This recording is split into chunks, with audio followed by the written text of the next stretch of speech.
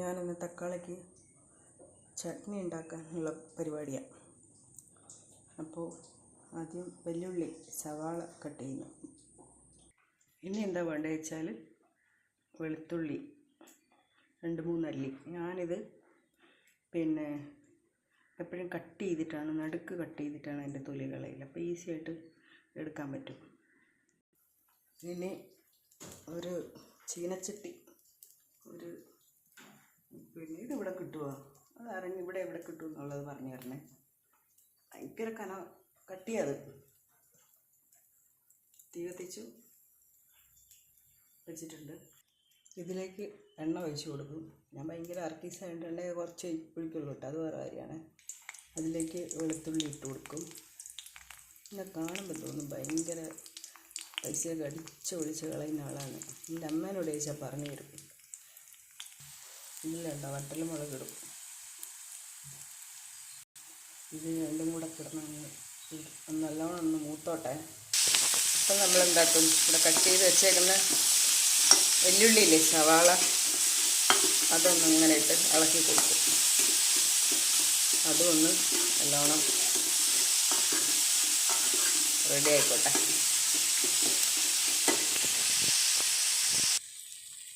ഈ ഒരു പരിവാകുമ്പോൾ എന്താക്കണം, കറിവേപ്പില ഇടണം.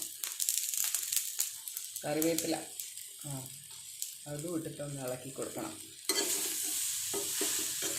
ഇനി എന്താക്കണം, 3 തക്കാളി ഉണ്ട്.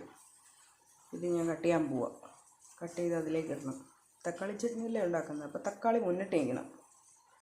മുന്നിട്ട് നിൽക്കണമെന്ന് പറഞ്ഞാൽ വെല്ലുള്ളിയേക്കാളും സവാളയേക്കാളും കൂടുതൽ തക്കാളി ആയിരിക്കണം. തക്കാളി കട്ട് ചെയ്യാൻ പോകണം കേട്ടോ. ഈ കട്ടിങ് ബോർഡൊക്കെ എത്ര കൊല്ലായി എന്നറിയാം. ഇങ്ങനത്തെ ഇത്രയും ഭയങ്കര നല്ല കട്ടിയാണ്.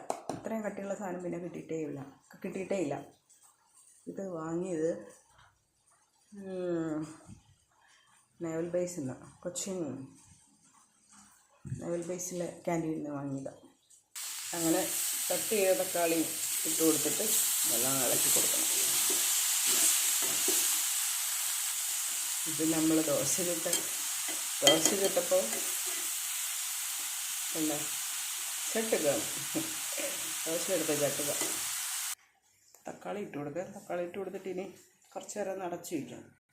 ഇത് കണ്ടോ, കുറച്ച് മഞ്ഞൾപ്പൊടി ഇട്ട് ഇനി ഇതൊന്ന് ഇളക്കി കൊടുക്കണം. ഇനി ഇതൊന്ന് ചൂട് മാറാൻ വെക്കണം. ഞാൻ മുകളിൽ ഫാൻ ഇട്ടിട്ടുണ്ട്, അല്ലാണ്ട് ഇത് കാലത്താണ് ആ ചൂട് മാറുന്നത്. ഇനി ഇത് നമുക്ക് എന്താക്കണം, മിക്സിയിലിട്ട് അരച്ചെടുക്കണം. കുറച്ച് വെള്ളം കൂടെ ഒഴിച്ച് കൊടുക്കണം, എന്നാലല്ലേ അത് അരിഞ്ഞ് കിട്ടുള്ളൂ. ഇത് കണ്ടോ, മഷി പോലെ അരച്ചെടുത്തു. അതിൻ്റെ ഒപ്പം പറയാൻ വിചാരിച്ചത് ഗ്ലാസ് ഉണ്ട്, വലിയ ഗ്ലാസ്സാണ്. ഇതൊരു 10-12 ഉണ്ടായിരുന്നേ. അപ്പോൾ എനിക്കൊന്ന് 7 ഉള്ളൂ തോന്നുന്നു. ഇനിയിപ്പോൾ ഈ 12 എന്ന് പറയുന്നത് ഇതും ബെഡായി. 12 ഒരു ദിവസം ഞാൻ കാണിച്ചു തരാം കേട്ടോ. വേറൊരു പാൻ എടുപ്പത്തിട്ട് വെച്ചു. വേറെ ഒന്നുമല്ല, ആ പാൻ തന്നെ എടുപ്പത്തിട്ട് വെച്ചു. നിങ്ങളാരെയും കൈ തരുമോ? ഇല്ലല്ലോ, ഞാനല്ലേ കഴുകേണ്ടത്. ഇരുമ്പിൻ്റെ കടായി അങ്ങോട്ട് വെച്ചു. വേറൊന്നും ഉണ്ടാക്കിയതല്ലല്ലോ, ഇറച്ചിയൊന്നും ഉണ്ടാക്കിയതല്ലോ. തക്കാളിക്കറിക്ക് വേണ്ടിയിട്ടിപ്പോൾ വരട്ടിയെടുത്ത ചട്ടി ഉണ്ടല്ലോ, നോ പ്രോബ്ലം. എന്നെ കണ്ട് പഠിക്കണ്ട കേട്ടോ. ഞാൻ തന്നെ കഴുകണം, അതുകൊണ്ട് കഷ്ടപ്പാടാണ്. ഞാൻ രാവിലെ 6 മണിക്കെങ്ങാണ്ട് തുടങ്ങിയ കലാപരിപാടി ഇതൊക്കെ. ഇപ്പോൾ എനിക്ക് തോന്നുന്നു 9:21 ഇതുവരെയായിട്ടും കലാപരിപാടി തീർന്നിട്ടില്ല. എണ്ണ ചൂടായി വരുമ്പം കടുകിട്ട് കൊടുക്കും. കടുകിട്ടെ. ഇനി ഇതിലേക്ക് കറിവേപ്പില, വറ്റൽമുളക്, ഞാനെടുത്തില്ല വറ്റൽമുളക്, കെട്ടി വെച്ചു. ഇനി അതൊക്കെ അയച്ചെടുക്കാൻ പാടാണ്. കറിവേപ്പില എടുത്തുകൊണ്ട് വന്നിട്ടുണ്ട്. കറിവേപ്പില ഇട്ടു, ഞാൻ അരച്ച് വെച്ചേക്കും. മിക്സിയിൽ കുറച്ച് വെള്ളം ഒഴിച്ചിട്ട് ഒന്ന് കലക്കിയെടുക്കും. നല്ലതായിരിക്കും. കലക്കിയെടുത്തു, ഇതിലോട്ട് ഒഴിച്ചു.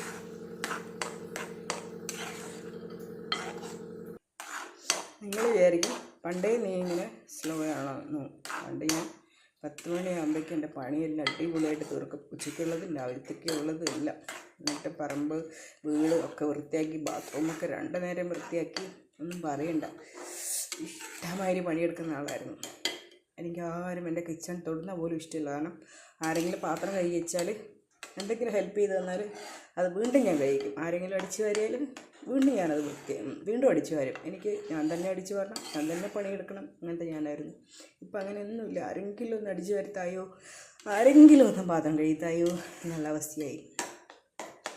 എല്ലാം നമ്മൾ വിചാരിക്കുന്ന മാതിരിയില്ല. നമ്മൾ വിചാരിക്കുമ്പോൾ നമുക്കിതൊന്നും മാറില്ല, നമ്മളെ ലൈഫ് സ്റ്റൈലൊന്നും മാറില്ല, നമുക്കൊരു അസുഖം വരില്ല. അങ്ങനെ ചിന്തിക്കുന്നവരൊക്കെ ഉണ്ട് കേട്ടോ. നമുക്കൊരു അസുഖം വരില്ല. നമ്മൾ പിന്നെ നമ്മൾ ഒരിക്കലും നമുക്ക് അസുഖങ്ങളൊന്നും വരില്ല. ഇങ്ങനെയാണെന്നോ ഒരു നിമിഷം മതി കേട്ടോ. ഞാനും ചിന്തിച്ചിരുന്നു, പിന്നെ എന്നൊക്കെ ചിന്തിച്ചിരുന്നു.